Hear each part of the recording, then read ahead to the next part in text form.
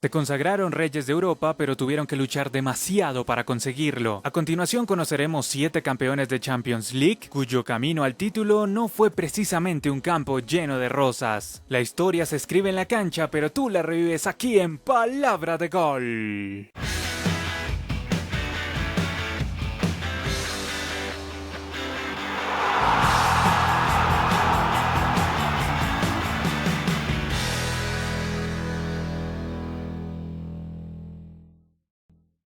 Empezamos con el Real Madrid y su campaña más irregular camino al título. Aquella fue la de la temporada 65-66. El camino de los españoles comenzó en la ronda preliminar, donde perdieron en su visita al Feyenoord por 2-1. Sin embargo, en casa los madridistas pusieron las cosas en su orden al golear por 5-0. En los octavos de final no es que empezara todo muy bien, pues el Madrid empató a 2 con el Kilmarnock en Escocia, pero el Bernabéu volvería a ofrecer su mística para que los merengues consiguieran desequilibrar el asunto con una victoria clara por 5-1. En los cuartos de final el Real la volvió a pasar mal fuera de casa, pues el Anderlecht los derrotó en Bélgica por 1-0. Sin embargo, los goles volvieron a llover en la capital española, aunque esta vez fue algo más apretado, pues el encuentro se saldó con un 4-2 a favor de los merengues. En semifinales de nuevo no les sobró mucho a los blancos, pues ante el Inter de Milán apenas pudieron marcar un gol en casa, mientras que en Italia tuvieron que luchar para conseguir el empate a 1 que les daba el pase a la final con lo justo. Allí se encontrarían con el Partizan de Belgrado en Bruselas, partido donde otra vez el Madrid tuvo que remar desde atrás, pues con una remontada en el segundo tiempo los blancos se hicieron con su 6º título de Copa de Europa, que llegó luego de una campaña de 5 victorias, 2 derrotas para los españoles. Tenemos varios casos irónicos de equipos legendarios a los que se les complicó mucho ganar este torneo, y este es uno de esos casos. Para el Benfica de Eusebio, defender el trono europeo en la temporada 61-62 no fue nada sencillo. El viaje de las Águilas comenzó en los octavos de final con un empate de visitante ante el Austria Viena, que en Portugal no tuvo oportunidad ante los de Bela Goodman, que triunfaron por 5-1. En cuartos de nuevo los portugueses tuvieron que arreglar en casa los desastres que hicieron de visitante, pues luego de caer en la ida por 3-1 ante Nuremberg,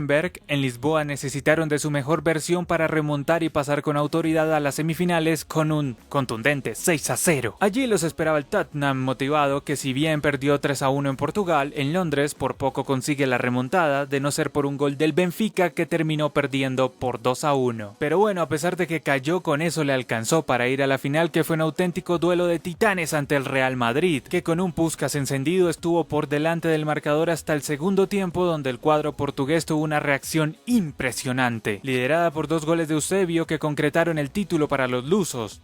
Sufrida y épica, así fue la campaña de Liverpool en la temporada 2004-2005, donde el equipo Red tuvo pocos pasajes tranquilos camino al título. El sufrimiento comenzó desde la fase previa, donde a pesar de ganarle a domicilio por 2-0 al Grasser austriaco, en casa cayó derrotado por la mínima y terminó pidiendo la hora para pasar con lo justo a la fase de grupos. En esta etapa los Reds también tendrían que sudar para conseguir el pase a octavos, pues una irregular campaña los obligó a depender de la diferencia de gol para superar al Olympiacos y pasar como segundos de su zona. Sin embargo, la tranquilidad llegó ante el Leverkusen en los octavos de final, pues tanto en la ida como en la vuelta los de Rafa Benítez ganaron por 3-1. En los cuartos a los ingleses les tocó volverse a poner el overall para superar en una eliminatoria muy apretada a la Juventus, donde el 2-1 de la ida en Anfield fue determinante para que los Reds aguantaran con uñas y dientes el 0-0 en la revancha que les dio el cupo a las semifinales, ronda donde también la paridad se hizo presente, pues en 180 minutos frente al Chelsea de Mourinho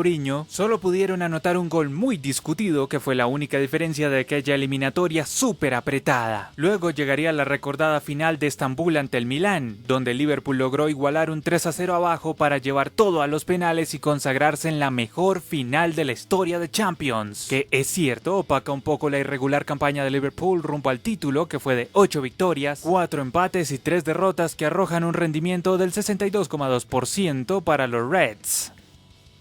El camino del equipo, que tiene como apodo los Granjeros, arrancó en la primera ronda ante el Galatasaray, equipo al que si bien venció en casa por 3-0, en Turquía pasó más de un apuro al perder 2-0. El sufrimiento paró momentáneamente en los octavos de final, donde el PSV no tuvo problemas para eliminar al Rapid de Viena, pues ahí ganó 2-1 de visitante y 2-0 en casa. Aquella sería la última victoria del PSV en el torneo, pues desde los cuartos de final el equipo rojiblanco no supo hacer otra cosa distinta a empatar. Primero se valió de una igualdad a 1 en Francia para eliminar al Bordeaux, ya que en casa el cuadro neerlandés conservó el 0-0 para pasar a semis por gol visitante. En esa instancia ante el Real Madrid, el PSV volvería a usar su vieja confiable, pues en España logró un empate a 1, para luego mantener la ventaja del gol visitante con un 0-0 en casa. Y por si fuera poco, la dinámica de la final fue la misma, pues en la gran definición jugada en Stuttgart ante el Benfica, de nuevo los goles brillaron por su ausencia y esta vez fueron los penales los que dieron la cara por los granjeros, que estuvieron más acertados, y tras el fallo de Antonio Veloso, el PSV se hizo con su primera y única Champions League, luego de lograr solamente 3 victorias, tener 5 empates y una derrota.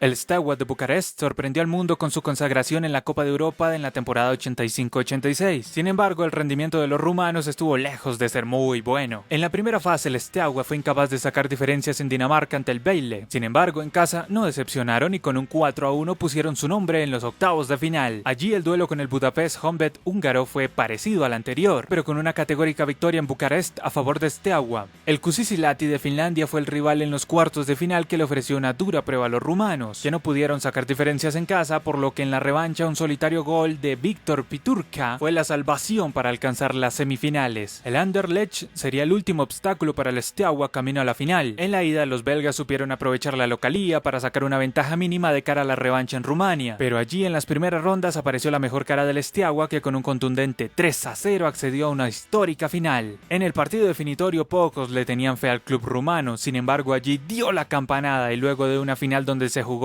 poco y nada, los penales le pusieron cierre de oro a la epopeya rumana gracias a las atajadas del portero Helmut Dukadam. De esa manera el Steaua de Bucarest daba el batacazo en Sevilla y así conseguía la orejona luego de firmar una campaña de 4 victorias, 3 empates y 2 derrotas.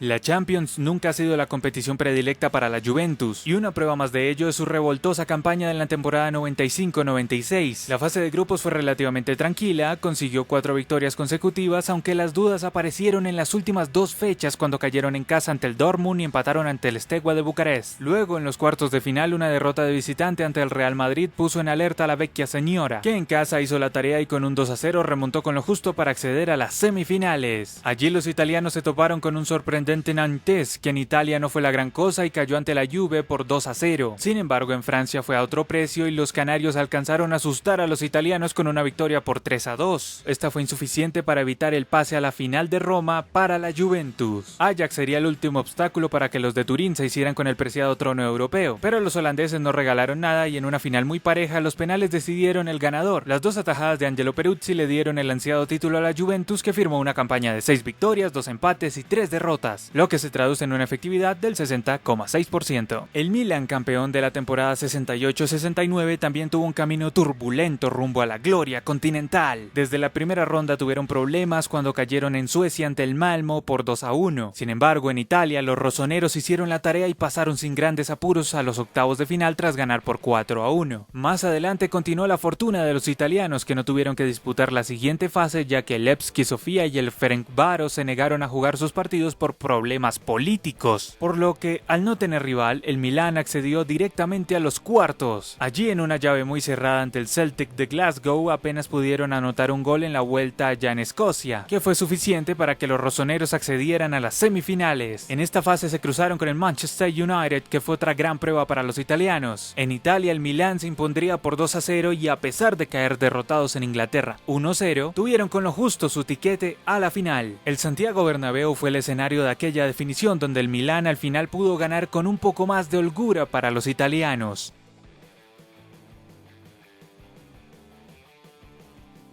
Y en los bonus de los peores campeones de la Champions League podemos resaltar al Real Madrid, ganador de la edición 99 de 2000, donde se consagró a pesar de ser superado por el Bayern Múnich en la segunda fase de grupos y conseguir eliminatorias muy ajustadas ante el Manchester United en cuartos y de nuevo ante los bávaros en semifinales. Y el Chelsea, campeón de la temporada 2011-2012, también estuvo lejos de ser brillante, pues necesitó de actuaciones heroicas para superar con lo justo a equipos como el Napoli, Barcelona y el mismísimo Bayern Múnich en la final. Y cerramos con el Liverpool, campeón de la temporada 2018-2019, 2019 que tuvo una campaña irregular más que todo en fase de grupos, donde pues debió recurrir a los goles a favor para superar al Napoli y hacerse con un segundo puesto bastante peleado. Pero bueno, no queremos ser tan malvados, luego tuvo un gran torneo, le remontó al Barcelona y quedó como un equipo aún más épico. El caso es que estos fueron los peores campeones de la Champions League. ¿Recuerdas algún otro ganador que haya tenido una campaña irregular o mediocre? ¿Cuál ha sido el peor campeón que hayas visto y que de pronto no pusimos en este top? Te leemos en los comentarios. Y recuerda que adoramos el balón, estás en Palabra de Gol.